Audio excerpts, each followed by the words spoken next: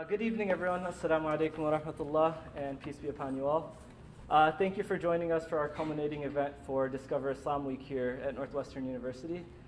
Before anything else, as per our tradition, we would like to call upon Babar Malik and Ariba Tariq to open us with verses from the Quran and their translation.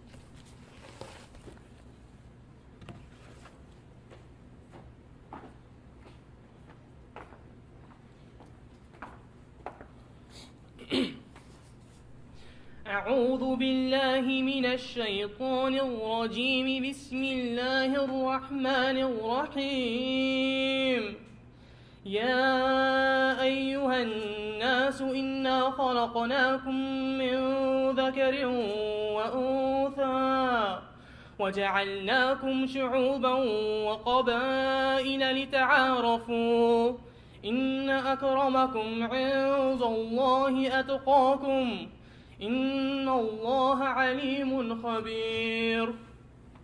صدق الله العظيم.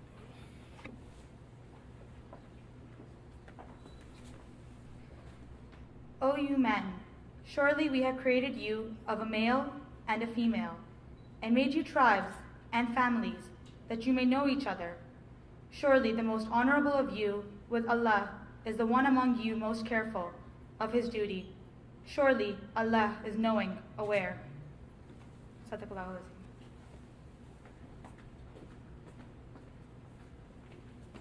Jazakallah khair. Thank you for the beautiful recitation and translation. Again, I'd like to welcome you all for joining us here at the Muslim Cultural Students Association's culminating event. We welcome Dr. John Esposito, as I've recently learned his name is pronounced. But I'd just like to welcome you all. It's been a great week here at Northwestern University. The MCSA has quickly become one of the more visible student groups on campus, and hopefully that trend will continue. And DIW is the point of DIW is sort of to put us in the spotlight and to get to know people and make our presence known on campus, that we are indeed a very contributing and constructive and very well-run, hopefully, organization here on campus. And to kick our event off tonight, I would like to welcome our Muslim chaplain here at Northwestern University, Sister Tahira Ahmed. Short bio on Sister Tahira. Tahira Ahmed has received graduate certification in various religious fields, including applied spirituality in women's leadership from the Women's Leadership Institute at Hartford Seminary. Certification in Arabic from Al-Diwan, Ijazat in Quran recitation, Tajweed, and Islamic sciences from renowned Muslim scholars across the world. During her graduate studies, she served as a Muslim chaplain at Mount Holyoke College in South Hadley, Massachusetts.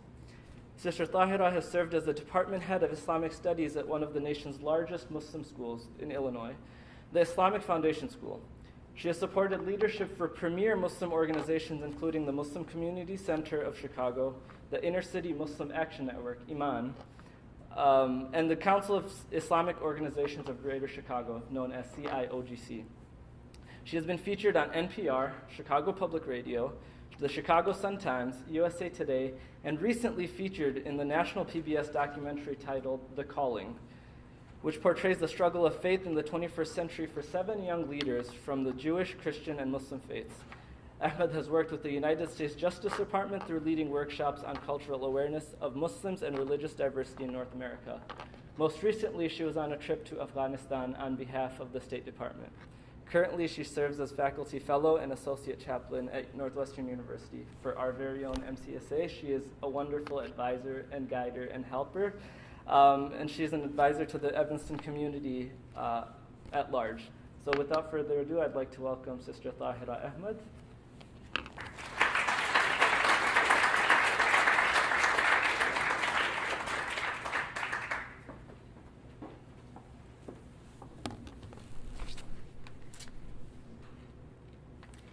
Good evening.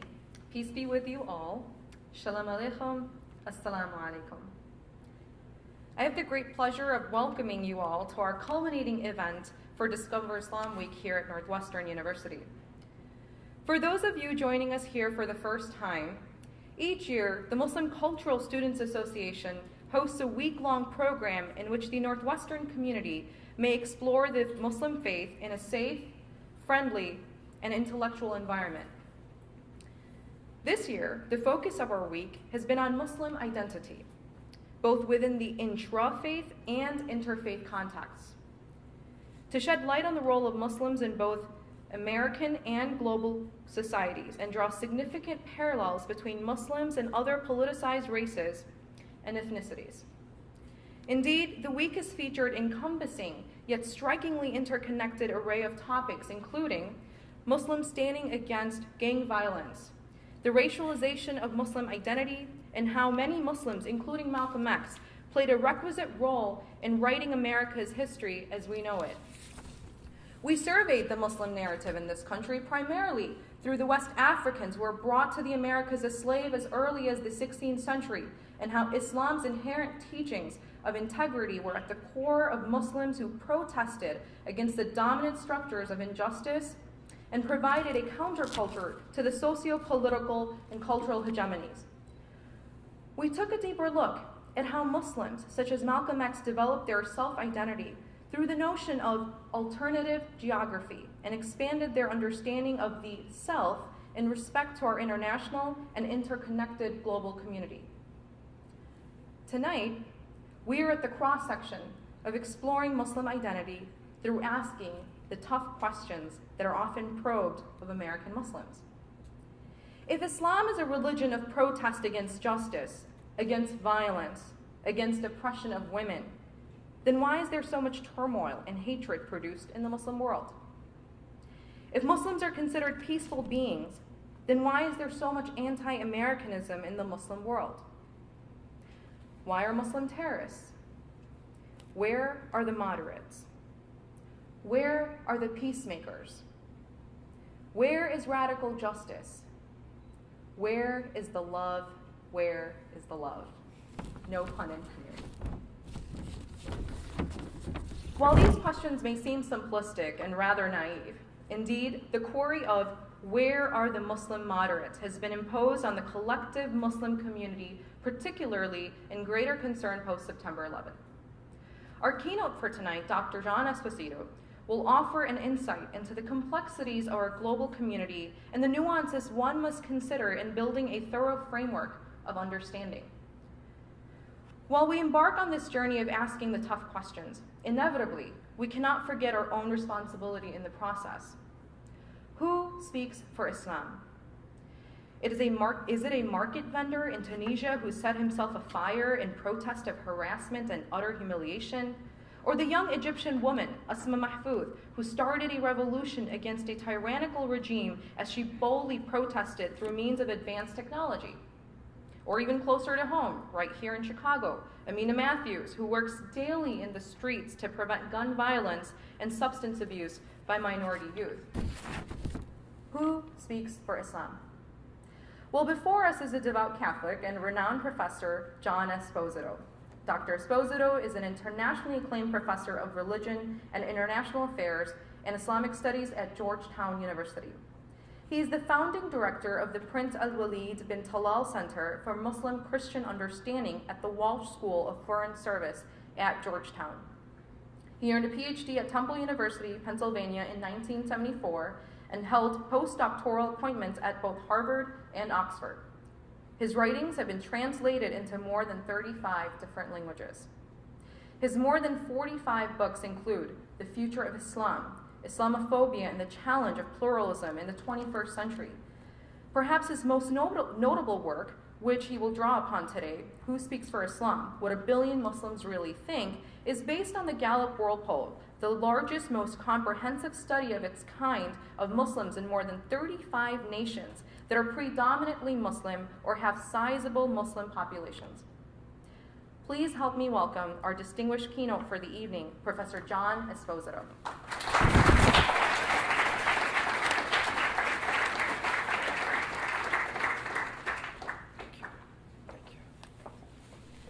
Thank you very much. I'm delighted to be here. Assalamu alaikum.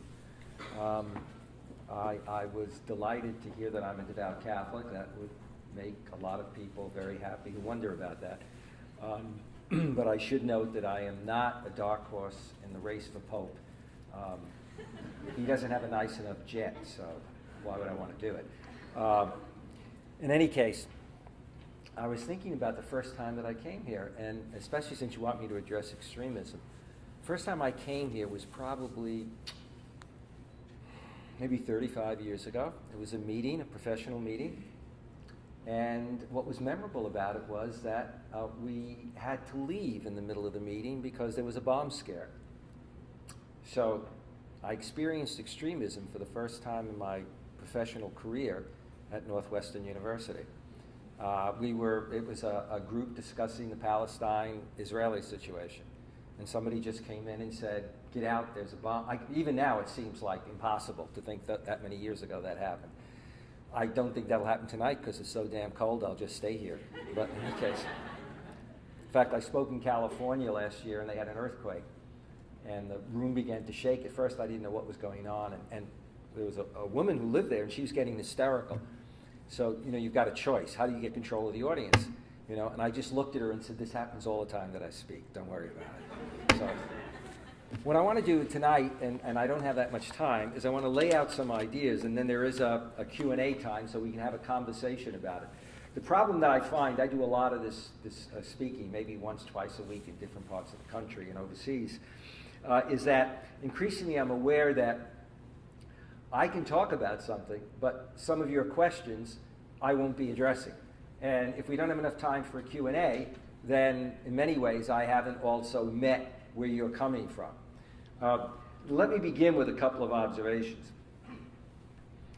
To talk about 9/11 and to talk about a post-9/11 period in terms of, for example, the growth of anti-Islam and anti-Muslim sentiment, to talk about discrimination or violence or hate crime, to talk about basically what some would call Islamophobia, as if it's simply a post-9/11 phenomenon, is simply incorrect. I did a book called The Islamic Threat, Myth, or Reality in 1990, and at that time talked about the fact that Islam was emerging as a triple threat. If you looked at newspapers, if you looked at some experts' writing, the triple threat was that it was political threat, a civilizational threat, and then also increasingly a demographic threat. And the way it ran was something like you had Iran, the Iranian Revolution. So for most Americans who didn't know Islam or Muslims, they wind up engaging that religion through people yelling death to America every day. So that's, for them, that's what that religion represents. But remember that Ted Koppel's career got launched with Nightline, and their line wasn't Americans held hostage. It was America held hostage. Then you have a series of events that occurred, the bombing and killing of Marines in Lebanon. And so increasingly there were more and more pieces coming out by people like Charles Krauthammer, a syndicated columnist, talking about a pan-Islamic uprising, a global intifada, as he called it. And also remember that you then had Bernard Lewis writing, and you had Sam Huntington talking about a clash of civilizations. Now what's interesting is that in 1981, you had a major piece appearing written by an Arab American, prominent Arab American, who taught at Columbia University for many years, and whose name was louder. Edward Said. In 81, talking about the portrayal of Islam and seeing it through the lens of a clash of civilizations. So you can start in 81 with Said just warning about that, then you can move into the early 1990s when you've got global intifada and when you've got people like Pat Buchanan saying that while we've got this global uprising, people are missing the demographic threat because suddenly you have Muslims moving into Europe and America. When I began to study Islam, which would have been late 60s, early 70s, most of you are probably thinking, he's Italian-American, must have been brilliant and finished his PhD at 13 because that was so many years ago. I was just a little bit older than that. The reality of it was Islam was invisible. It was invisible on our cognitive map, invisible in our schools, and it was invisible on our geographic map. I lived in cosmopolitan New York. I never saw a mosque or an Islamic center. Okay. Within 30, 40 years, suddenly, Muslims were the second and third largest religion, fast becoming that in the 90s, in Europe and America. And so Buchanan comes along and says, at the same time that we've got this uprising around the world, we've got a problem not only on the periphery, but here in our heartland. And he talked about the demographic threat. Turkish doctors working in Germany, which had become more secular, and therefore, as he said, where condom is king, you can tell he was a Georgetown graduate, where condom is king, okay? Aborting fetuses of, if you will, indigenous Germans, while he was supporting his burgeoning family of 5, 6, and 7 children. So the beginning of that demographic threat, that by post 9/11 period, you wind up with people talking about Eurabia and emphasizing that notion in major newspapers. So that's just by way of a bit of a background. Now, after 9/11, people began to ask, why do they hate us? The problem with that phrase is it's very good. It's very provocative. It's good for speech. But it doesn't distinguish between anti-Americanism and hatred for America.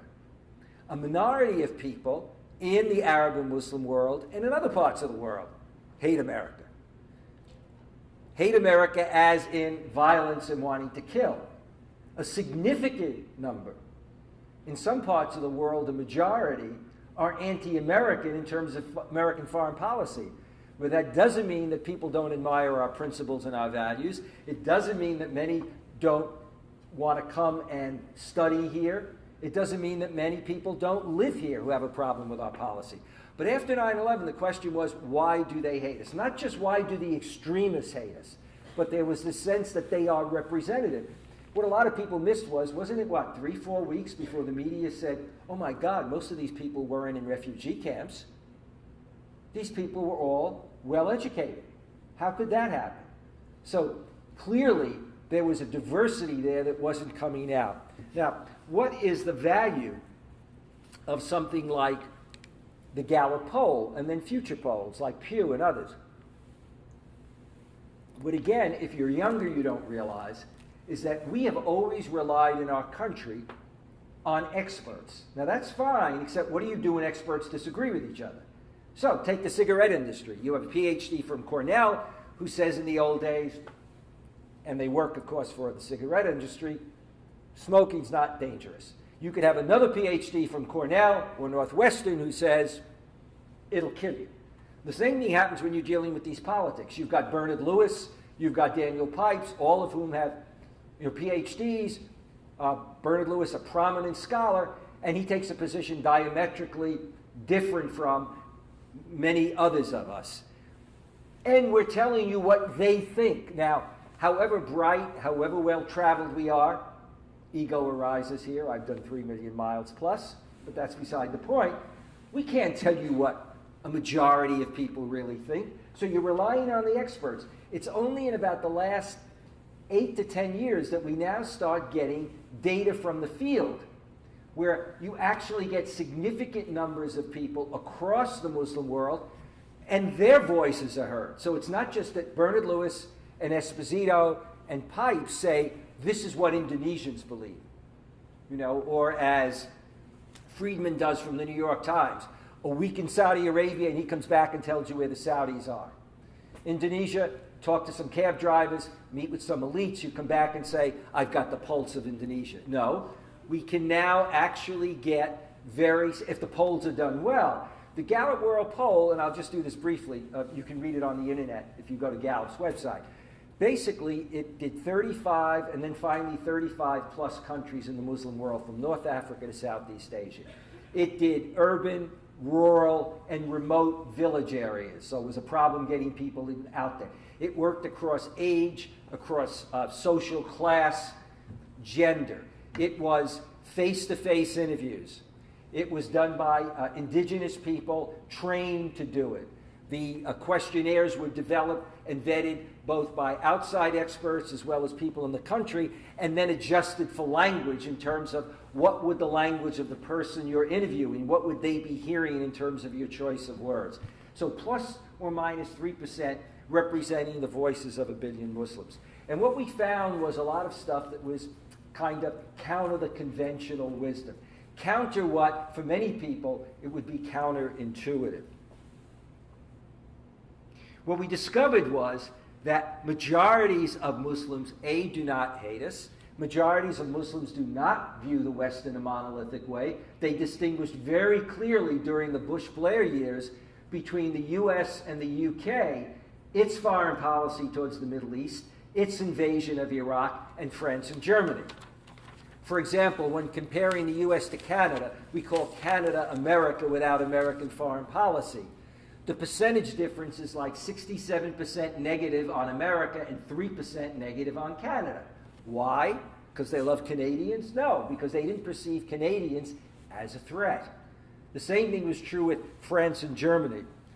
Now, when we asked, what do you admire about the West, we got the following answers: technology, expertise and knowledge, and the second most frequent was freedom and democracy. The interesting thing is, those are the two same things that Americans identify, that is non-Muslim Americans, as what they're most proud of with regard to America. And they also announced they were eager to have better relations with the West. What were their dreams for the future? Not waging war, not waging jihad, quote unquote, but better jobs, better economic well-being, prosperity, and a secure future for their children. It's a no-brainer. After 9/11, people would ask me about what most Muslims and Arabs felt or wanted, and I'd say, oh, no. They hate America. They hate democracy or participatory government. They like having authoritarian regimes because they wake up every day and say, thank God I don't have to watch the ceaseless media coverage. I don't even have to worry about voting. I can go or not go. I know what the outcome's going to be. Or economically, oh yes, they hate capitalism. They really have a different work ethic, and they're not interested in having a nice house, nice cars. I mean, it all tells you human nature in terms of issues of security, in terms of family issues, in terms of economic well-being. That's a gut issue for everybody, regardless of most people's religions. But despite admiring the West, for many, in fact, for a majority, the West was not seen as the primary paradigm. For many, there was a sense of wanting to have a paradigm that was also rooted in indigenous culture and in one's own religion and culture and spiritual and moral values. What emerged was that the issue was not religion, it wasn't civilization, the issue was basically policy. Muslims do not see the West, as I said, in this monolithic way. And so, for example, 67% of Kuwaitis have unfavorable views or had of the U.S., only 3% with regard to Canada. 64% of Malaysians said that the U.S. is aggressive. Only 1 in 10 associated that quality with France and Germany. It's clear they've never been to France, but that's another story. Okay, so Muslims clearly see the conflict is not with Western civ as a whole, even though they might not like attitudes towards of Western civilization. That's our bag, if that's what we want to, do or be. But instead with specific Western powers and their policies. Because often our policies are seen as out of whack with our principles and values. And so one of the charges is you operate with a double standard. You promote democracy in some parts of the world, but you don't promote it in the Middle East because of oil and what you see as access to oil and the security of Israel, i.e. having governments that are compliant enables you to look the other way when it comes to the issue of democracy. And that's why so many would say, while we would like democracy, we don't believe the West will allow us to have democracy unless it's their kind of democracy. And we see this popularly. You probably haven't seen it in some of your audiences, but in my career, I would often be talking to audiences in America, and people would get up and say, should we allow them to do this? Even people in Congress. Should we allow the Egyptians to follow this path? You will remember that when we went into Iraq, we said that we were going to promote democracy, and yet we redefined their political system more than once. We redefined the political system and the system of voting. At one point, Paul Bremer, who was our basically go-to man on the ground, said it's not law until I say it's law. See, not what the Iraqis do. And it had to do actually with legislation that had to do with women and women's status. But the fact that an American would say that communicated, for many people, confirmed where people thought we were coming from. Now, what are the gripes? The gripes are the double standard and also the belief that, in fact, we really weren't out to promote democracy because why did we support authoritarian regimes? Whereas we didn't support them in Eastern Europe, okay? But also a very strong sentiment and belief that, well, the reasons we must be doing that is that it's policy and also that we look down on Muslims, that they're second-class world citizens from our point of view. And so one of the things that came out was a deep gripe, a sense of a denigration of Islam and Muslims, and that Muslim life is cheaper than the lives of other people. Now, you can see where an argument could be seen that way. For example, we knew every American who was killed in Iraq and Afghanistan. And yet when government would be asked for the stats on indigenous people, we'd always say we don't know. And when a place like Johns Hopkins would come out with an estimate, we'd say it's totally off. Even though we said we didn't have the stats, we would say it's just simply off. Well, what's the communication? The same thing happens with the drone attacks. We can't get really good stats on it. And if you notice a headline today, for the first time, that senator from South Carolina, whose name I always block out because he drives me crazy. He's very bright. He's a lawyer. He really laid into Hegel in the last, from South Carolina. Help me here.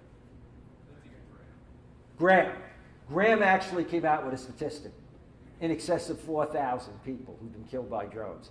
But by and large, there's been a problem getting the statistic as well as how many civilians out of that number in order to understand why some people have a problem with our drone attacks if they're killing indiscriminately in their villages.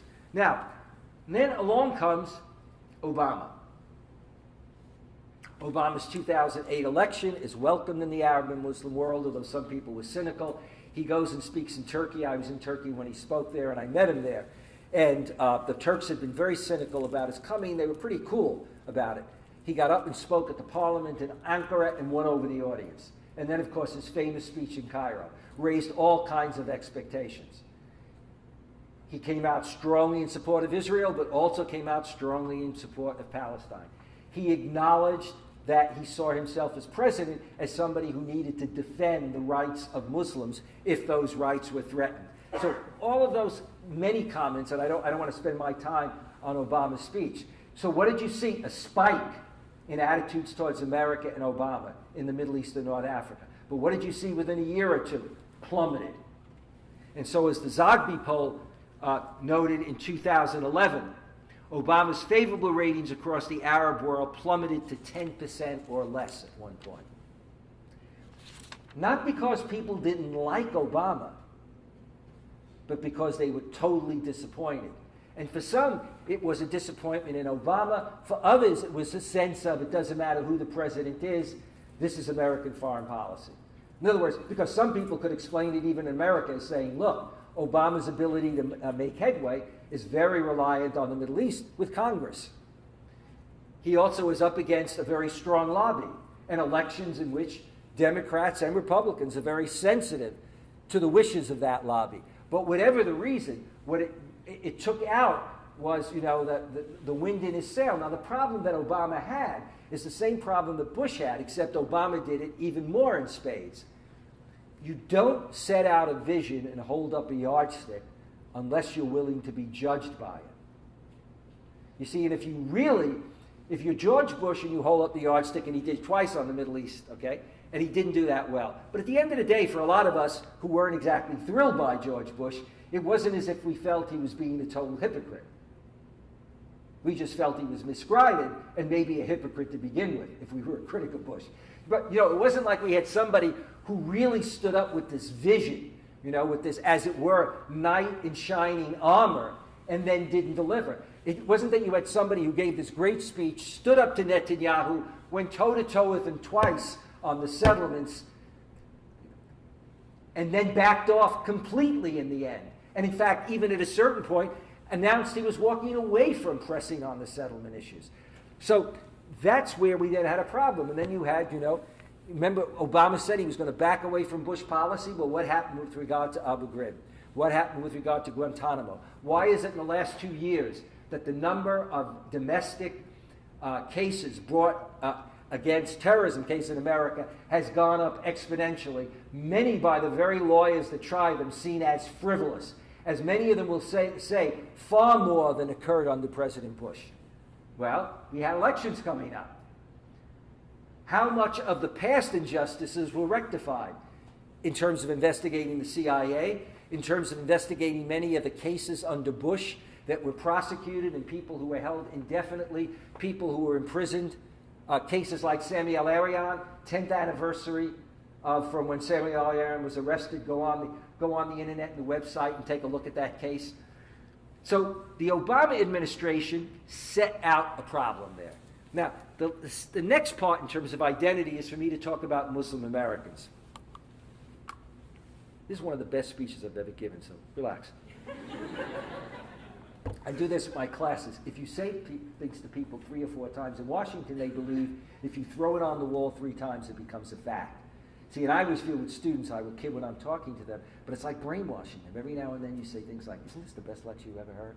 Or, gee, you may not realize it, but I really feel like I've had ideas I've never had before. They're not even aware. At the end of the day, they walk out, even if they hate you, and they're thinking, this is better than I expected. Okay, so what I want to move to now is looking at the American situation. Now, let's look at what happens after 9/11. You have at least 70,000 people born and investigated by the FBI with almost no prosecution, getting ahead of myself on the story, with almost no prosecution. You have thousands of people arrested initially, and almost a majority of them eventually let out. But arrested on what grounds? Were there firm grounds for arresting these folks? Go and read a book by David Cole, one of the great human rights experts. Teaches at Georgetown Law School, called Less Safe, Less Free. I don't recommend a lot of books. I'm too busy writing books to read them.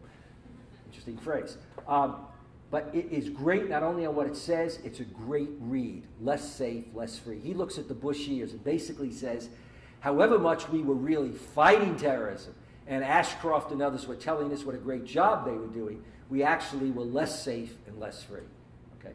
The reality of it is that domestic terrorism is an issue, but it is like global terrorism, it is a fraction of a fraction of a fraction of 1% of the population. Very, very small in numbers. Deadly, yes, that's the nature of terrorism. Okay? But what do we have instead? We have the rise of Islamophobia, in which you have people saying, major politicians, major political commentators, major entertainers, and then movements like ACT and a whole host of them, Jihad Watch websites, a good 100 websites, American Thinker, Pajama Media, Family Security, that are rabidly anti-immigrant. They are often on neocon. They are hardline Likud. They are hardline Christian Zionists, depending on that particular website. And what do they say? They don't just denounce Muslim terrorists, they denounce Islam as a source of evil. Franklin Graham said Islam is evil. John Hagee and Rod Parsley, the 2 ministers that McCain went to for his validation from the Christian right, he who when he first ran had no use for the Christian right, these 2 ministers were actually card-carrying Islamophobes. They run mega churches. Their speeches and videos were available even from before McCain's running. They have books out there in which they don't just talk about extremists. They say this is a war with Islam. Islam is engaged in a war against Jews and Christians, etc. So you have this growth of Islamophobia. And then along comes the Park 51, so-called mosque at Ground Zero. Now note this, when that occurred, remember I said that I do this and then I don't give the speech I prepared? None of it's here, except for my looking at some statistics. Also divinely inspired. I usually don't admit that, but because we just keep this in the room. We don't want to put that out to the media. But the reality of it is that what we wind up with is a situation in which claims are made, and we see in this question of the Ground Zero Mosque. The mosque It was not a mosque, it was an Islamic Center. It was also supposed to be a residence, a commercial residence.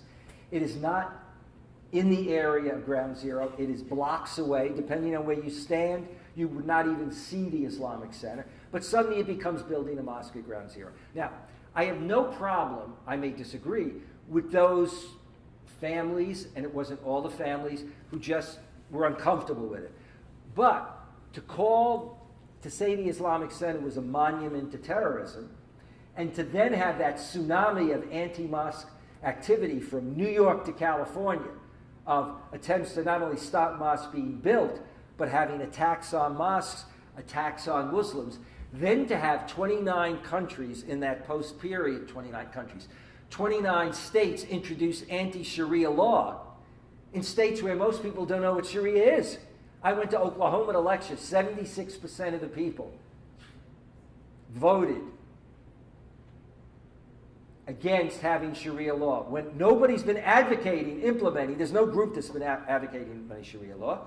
Most people don't know what Sharia is that are voting against it. And just today, a Texas congressman, a member of the Tea Party, came out defending the NRA position on guns, saying we need guns to defend ourselves against Sharia.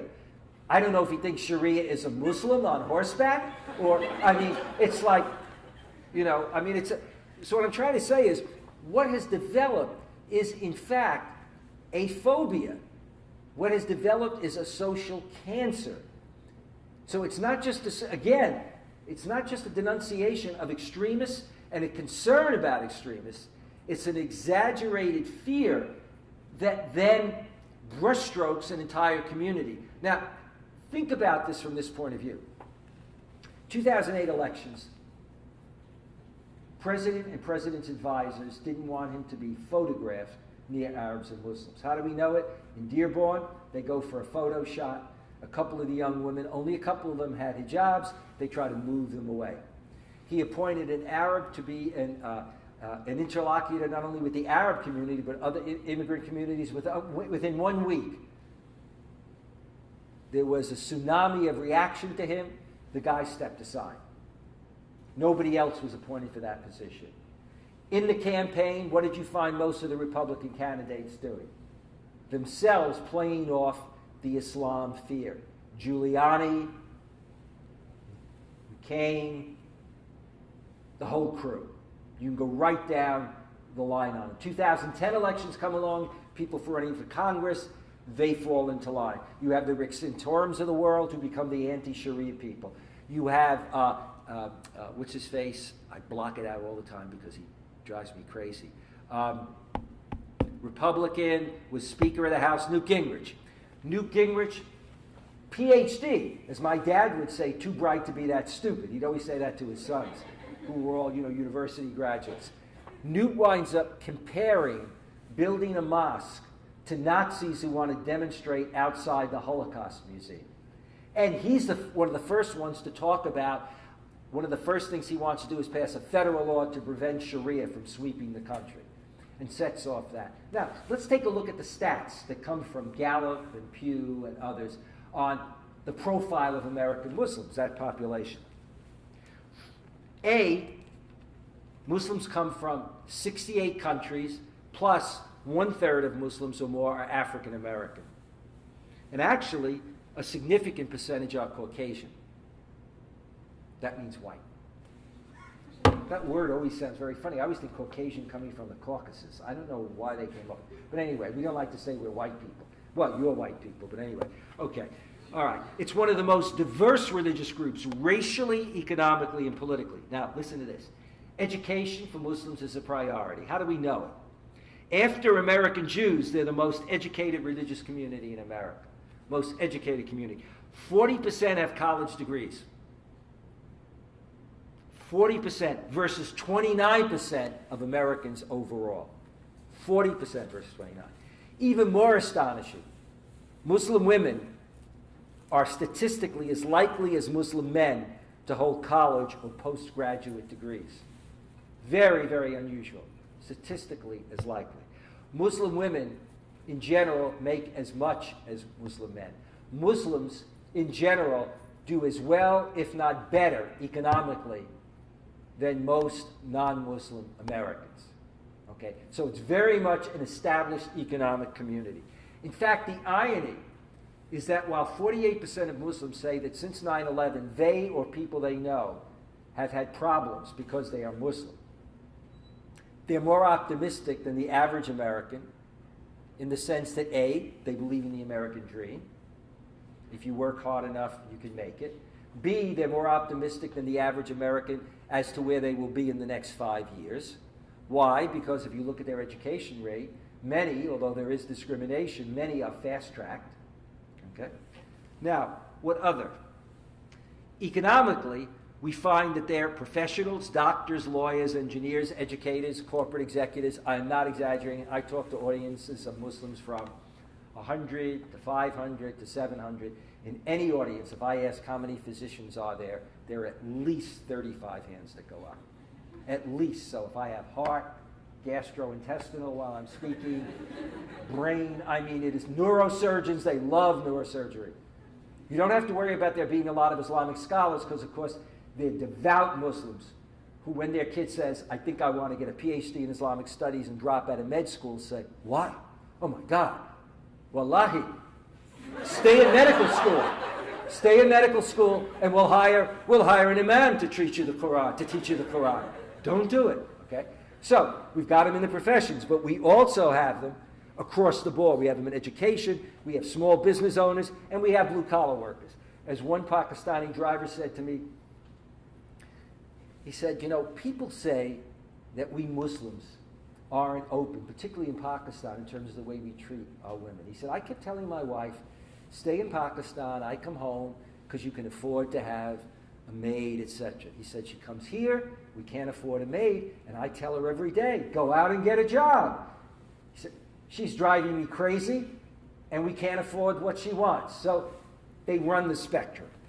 70% report having a job compared to 64% of Americans overall, 70%. And where are the rest?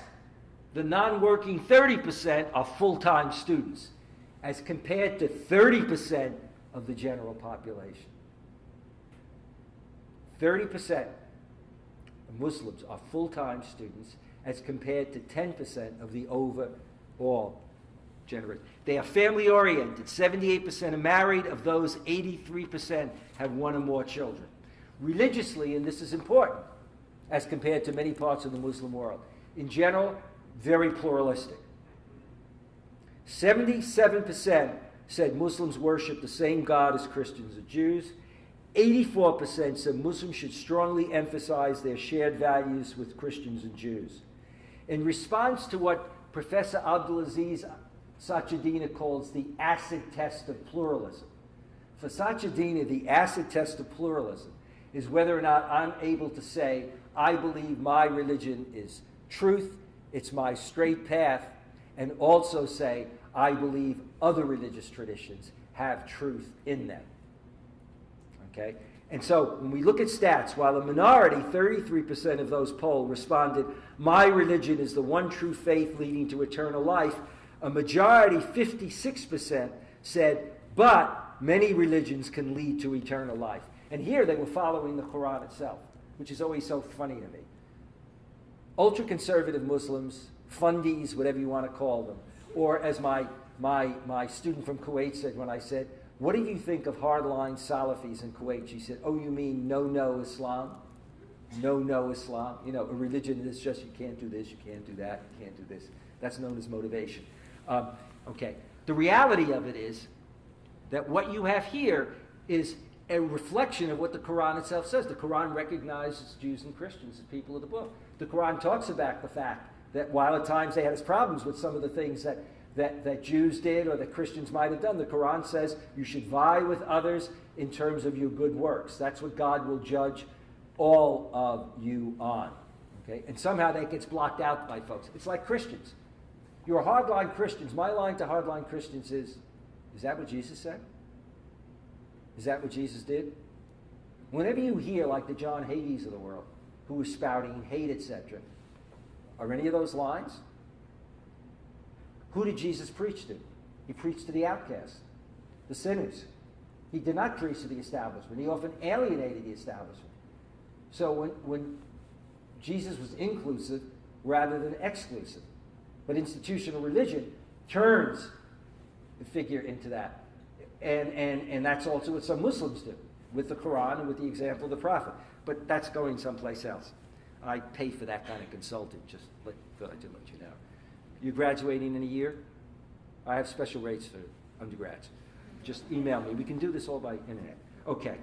Now, 40% of Muslims are more likely than Americans of other major religious groups to say they personally have experienced racial and religious discrimination. Muslim Americans are more than twice as likely as U.S. Jews, Catholics, and Protestants to say that they experience such discrimination. And half of Americans from major religious groups believe most Americans are prejudiced towards Muslims. Half of Americans of other religious groups do believe that most Americans are prejudiced towards Muslims. When 57% of Americans were asked, what do you admire about the Muslim world, they said nothing or I don't know. More than 50% have said consistently, I really ought to learn something about Islam. I don't know much about it. But the statistic never seems to change. They're like the kid who says, I'm going to study harder, but the grades never change, you know. And he keeps saying, I studied harder, but really didn't. Okay, get up. All right, so where are we today? And what should we be thinking about? And what are the issues? Number one, very surprisingly, in a study of major media done by Media Tenor, done after the Arab Spring, what did they find? An imbalance in media coverage due to a general tendency to focus on negative stories coming out of the Middle East, and an inability to focus on stories of Muslims not connected with conflict. Does that surprise us? The mantra of the media is, if it bleeds, it leads. I mean, what do you see on media? It's one killing, mass murder after the other, or it's People magazine type stuff. And so when we look at other cultures and societies, what Media Tenor found out is that, in fact, the percentage of negative coverage has actually gone up rather than down over the last year. Out of nearly 975,000 news stories from the US and Europe, media outlets, networks, BBC, ABC, CBS, it noted the following. In 2001, for example, 2% of all news stories in Western media presented images of Muslim militants, while just over 0.1% presented stories of ordinary Muslims. In 2011, that 2% went up to 25% of stories presented a militant image, while 0.1% present images of ordinary Muslims. No change from 2001. So you have no change on the positive, which is 0.1%, and a jump from 2% to 25% on the negative. Now, jump to America, and I'll bring this to a close. One of the great lines you always hear, and I heard it last week, I was in Dallas and I was in North Carolina. You always get somebody in an audience that says, well, how come they never spoke out after 9/11, and why don't they speak out more? And, you know, and why didn't they speak out even after that on terrorism? You go up on BeliefNet, go up on the University of North Carolina's website under Charlie Kuzman's name, and you will see statements made from 9/12 on by Muslim Americans. In fact, in the New York Times, there was a full-page ad put out by a non-Muslim think tank that had prominent Muslim names denouncing those terrorist attacks. Why aren't people aware of it? Because the media doesn't cover it. How many of you have heard of Common Word? You got one hand, two hands. Do I have three? Two hands. How many of you have heard of the Aman message?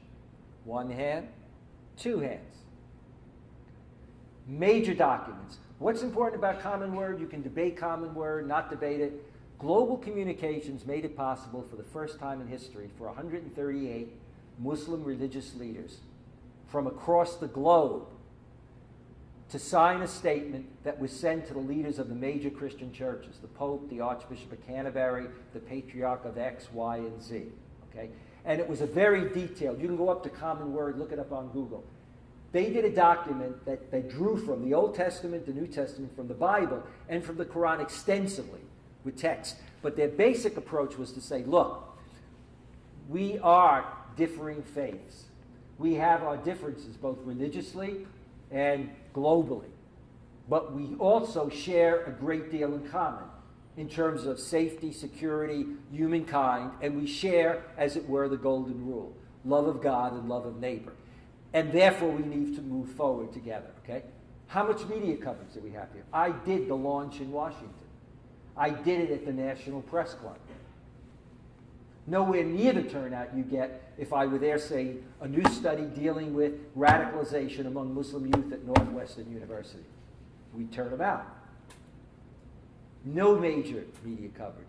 The Amman message was major religious leaders denouncing, not only denouncing terrorism, but defining who's in and who's out in terms of positions with regard to extremism in order to pull the rug out from underneath terrorists.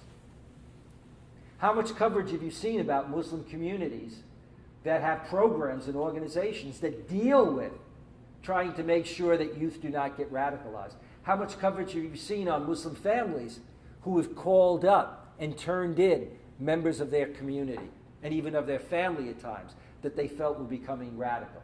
How much real coverage have you seen about the extent to which many of the FBI stings are in fact set up and provocative? It's only recently that we're seeing massive coverage of what went on in New York. So much so that only a week ago or 2 weeks ago, the New York Times actually came out and basically said, in effect, with the data that's coming out, we've got a problem. We've got a problem with our police department. And whether or not a lot of it, what was done with any probable cause. Whether or not a lot of it wasn't, in fact, phishing. As you know, the New York Police Department actually went into New Jersey and went into areas where they had no reason to even be suspicious and were monitoring communities. The problem is when you have a distorted media, and even worse, since 9/11, which grown exponentially, is the internet. Where do most people get their information from? Media and the internet. And the internet websites. The exponential growth in Islamophobic websites, a major study called Fear Inc., if you haven't seen it. Fear Inc., done by the American Progress, what is it, the think tank, American, I can tell them out in the hinterlands. You should know this. It's not just because it's in Washington. Anyway, Fear Inc., look it up. Over a 10-year period, 7 major mainstream foundations gave $42.5 million to anti-Muslim writers, advocates, and websites like Jihad Watch and others. $42.5 million. Now, whether or not they, the people who ran these, knew where all that money was going, that's not clear. But clearly they know who it was going to and the kinds of people it was going to. Okay, $42.5 million. And that's just the tip of the iceberg. That's just this little group. How could we, for the first time, only with the Part 51, for the first time, have a major publication like Time magazine ask whether or not America was Islamophobic? The first time a magazine even used the word Islamophobia in America on a front page. It took until only a few years ago to do that. I did an hour's worth of interview in New York with CNN. They did about 4 or 5 programs out of it. During the break, a very savvy anchor and producer kept saying, "Where did this come from?" And I said, it's always been here. If you don't know it in the media, this is the tip of the iceberg. What you're seeing is what's existed. Many of these groups, Robert Spencer and many of these folks, best-selling authors writing anti-Muslim stuff. It's been out there for ages. In conclusion, what we face with when we look at a problem like extremism and terrorism in any community is to look at, A, what are the causes, and to look at realistically how many people are involved. Take something like Islamophobia. Islamophobia is a global problem in the Roman Catholic Church. But the question becomes, as pervasive as it looks, how representative is it of the overwhelming number of religious and of Catholics? That's not to denounce at all the appalling problem and the appalling way in which a good deal of the Catholic Church has handled it. So the important thing is, when we get into looking at a community, when you're talking about a faith like Islam, 1.5 billion people, when you're talking about a global community in 57 countries as well as in the countries of Europe and America, is not to brushstroke and not to exaggerate the numbers. Unless we do that, we run the risk of where we are now. We are increasingly going down a path. I used to say this during the Bush administration, but it's true during the Obama administration. Maybe things will change in the second term.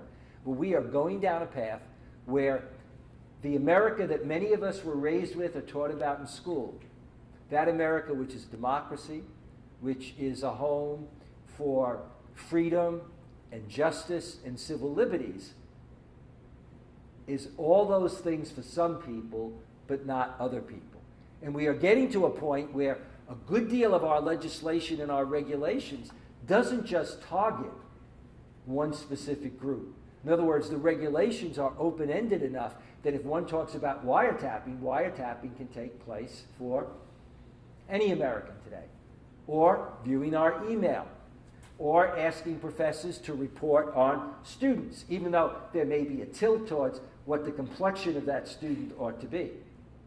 So we as Americans have an obligation. We people of faith have an obligation for a variety of reasons, but we Americans, whatever our faith or no faith, have an obligation to be very concerned about where we are going when we deal with the issue of extremism. That we don't allow an excessive fear factor to come in. Think about the last elections when you had a presidential candidate and more than one raised the question of whether or not they'd appoint anybody to their cabinet who was a Muslim.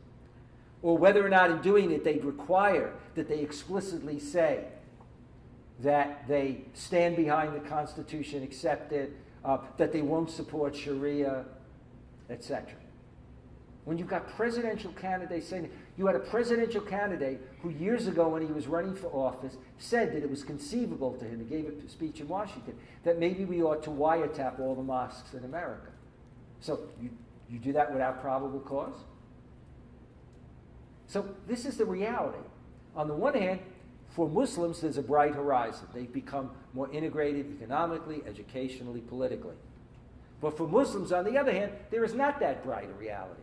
For a significant minority, we have a structural situation. We have a popular culture situation in which, in a weird kind of way, you can't blame the average American who's over the top in fear ignorantly, because popular culture is screaming out at that person. You know this new movie, this series that's a big hit, Homeland? Okay? I go to my dentist. My dentist, his hygienist, they all tell me, you've got to see that show. Everybody I know says see that show. One of my colleagues who's a terrorism expert wrote a review that basically says, as a terrorism expert, an ex-CIA, most of this stuff is out the door. Okay? It's appalling in its inaccuracy. And then at the end of it he said, but I can't wait to get back to the show, because it's so well acted, it's so well done. But the point is, if you actually look at the storyline, it reinforces the mentality of that woman who, after 9/11 on a plane, I'm flying from the Midwest to Washington, and this woman leans over and says to me, how many embedded cells do you think there are? I'm not good, first of all, with terminology, so it took me a long time before the word embedded sunk in. Okay? And then suddenly I realized what she was saying. How many embedded cells are there? If you ask that question, then it means you think there are a hell of a lot of mosques where there are embedded cells. And remember, there was a statistic, 80% of our mosques are radical. Nobody can come up with who's responsible for that statistic. And when you find the voice that is, and you ask, do you have any hard data, they don't have it. And then when you really press, what you wind up getting, I was on an NPR show where I pressed, and what they said was that if you were, and the stats show it, something like 48% of Americans, actually, Americans are more concerned about Islam than they are about Muslims. 59% of Americans think there's a real problem with Islam as a religion. 48% think Muslims are very devout, but they think that's a problem, you see. And so you wind up then with Bridget of ACT saying things like, if a Muslim is a devout Muslim, they are potential terrorists. So where we're at is we have to be concerned about our popular culture because a significant minority of Americans rely on media, and it's what is not in media as well as what is in media, you know. If the only Italians you see in the old days are mafia stories, as well as when you watch TV, the people all look Italian-American, even if they don't have the name, and more often they did, and they both kill people as well as slap their women around, what are you going to conclude? You know, you generalize from that ethnicity. I'll end with a story. I had, when I first began to study Islam,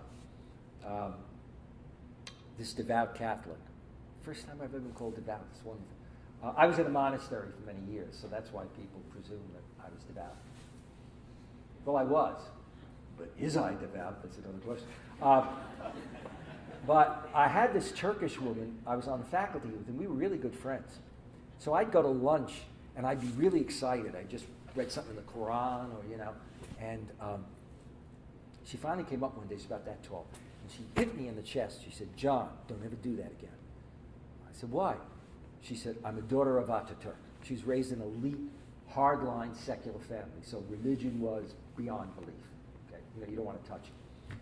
So then she comes up to me one day and she talks about Masood Ghaznavi, who's a Pakistani and a colleague, and says those Pakistanis, they are so refined, you know, cultured, educated. Look at how Masood dresses. Shirts were made in London or Paris. Had a wonderful collection of Western music as well as other things, you know, etc. She was generalizing off the one Pakistani she met. So it was weird. We always talk about like Americans don't have passports and don't have an international. I'm seeing this Turkish woman who's never met a Pakistani in her life and is generalizing from the one Pakistani she met. Well, it's getting better. What stats show is that if Americans know one Muslim well, the stats are lower. Stats also show that younger Americans are far less prejudiced than older Americans. But we're not out of the woods at all. We are not out of the woods at all. One ought to be very concerned about the policy given the complexion of many people in the hardline section of the Republican Party. And if you look at data on the number of Republicans who have a real problem with Islam, you'll see that it's there. And it's not that there aren't some Democrats who do. We ought to be very concerned about whether or not this administration, the Justice Department, etc., really moves forward. And we have to be very concerned about our intelligence agencies and how they gather intelligence. You know, who's being monitored and why? Okay, I'll end there, and then we can go to a Q&A.